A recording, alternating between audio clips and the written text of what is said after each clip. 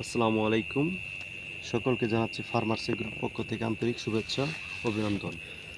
তো রাত প্রায় 10-11টা বাজে, সরি 10টার উপরে বাজে এখন।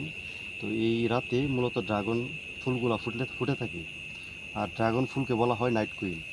যেহেতু এটি নাইট কুইন, সেই ক্ষেত্রে ফুলগুলা রাত 8টার পর থেকেই ফুটে থাকে এবং দেখতে খুবই সুন্দর লাগে।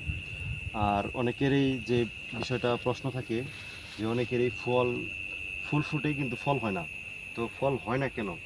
তো এই বিষয়টা জানতে গেলে আগে আপনাকে মূলত ড্রাগনের জাতগুলো চিনতে হবে।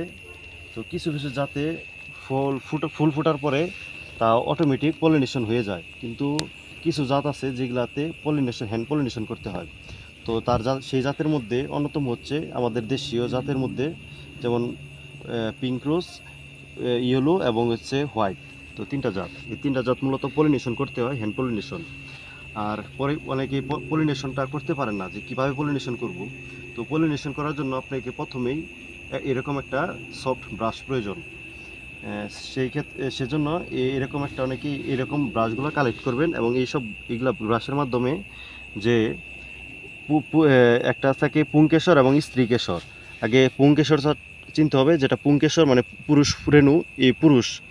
এই যে এগুলা হচ্ছে অসংখ্য ছোট ছোট, এগুলা হচ্ছে পুংকেশর, এবং একটা বড়, এটা হচ্ছে স্ত্রীকেশর। তো পুংকেশরের মধ্যে অসংখ্য স্পাম থাকে, সাদা সাদা পাউডারের মতো স্পাম। এই স্পামগুলা এইভাবে ব্রাশের মাধ্যমে নিয়ে নিয়ে এভাবে আপনার ছুঁয়ে দিলেই তো এটা পলিনেশন হয়ে গেল, হ্যান্ড পলিনেশন।